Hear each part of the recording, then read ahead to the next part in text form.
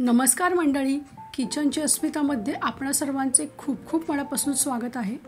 उन्हाळा सुरू झाला की आपली वाळवणाचे पदार्थ करण्याची लगबग सुरू होते। घाईच्या वेळेला पटकन होणारे, स्वादिष्ट आणि सर्वांना आवडणारे असे मटकीचे सांडगे कसे करायचे ते पाहणार आहोत। चला तर मग रेसिपीला सुरुवात करूया आणि यासाठी लागणारे साहित्य पाहूयात। 1.5 किलो मटकीची डाळ स्वच्छ निवडून घेतलेली आहे। ही डाळ कोणत्याही किराणा मालाच्या दुकानात सहज मिळते। पाव चमचा हळद घेतलेली आहे। पाव वाटी लसूण जिरे घातलेली मिरची पावडर घेतली आहे आणि चवीपुरते मीठ घेतलेले आहे। हे पीठ मळण्यासाठी पाणी घेतलेलं आहे। मटकीची डाळ स्वच्छ निवडून घेतलेली आहे। ही मटकीची डाळ मिक्सरच्या भांड्यात घालून 4 ते 5 बॅचेस मध्ये याचं बारीक पीठ तयार करून घेऊयात। पीठ थोडंसं रवाळ ठेवायचं आहे। अशा प्रकारे सर्व पीठ तयार करून घेऊयात।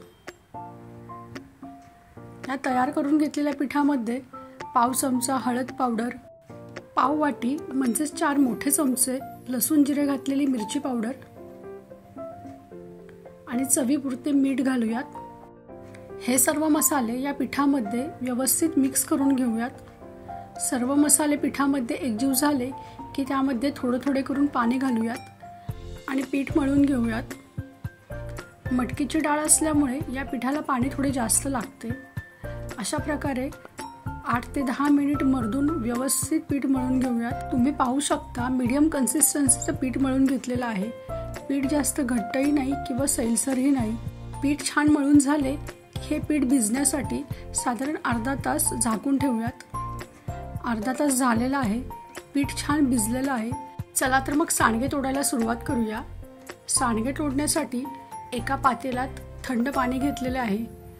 थंड पाण्यात हात बुडवून थोडी थोडीशी कणिक घेऊन साधारण मध्यम आकाराचे सांडगे तोडून घ्यायचे आहेत।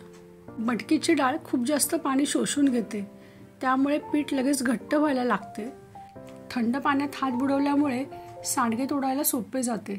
हात ओला करून घेतल्यामुळे कणिक हाताला चिकटत नाही। अशा प्रकारे एकसारख्या आकाराचे सांडगे तोडून घेतलेले आहेत। कमीत कमी 1 दिवस कडकडीत उन्हात हे सांडगे वाळवून घेतले की वर्षभर छान टिकतात आणि सांडग्यांचा रंग फिकाही पडत नाही किंवा त्याला बुरशीही लागत नाही। तुम्हाला ही झटपट होणारी सांडग्यांची रेसिपी आवडली असेल तर रेसिपीला लाईक करा आणि चॅनलवर नवीन असाल तर चॅनलला सबस्क्राईब करा। पुन्हा भेटू अशाच नवनवीन रेसिपीज सोबत किचनची अस्मितामध्ये। वेळात वेळ काढून ही रेसिपी पाहिल्याबद्दल धन्यवाद।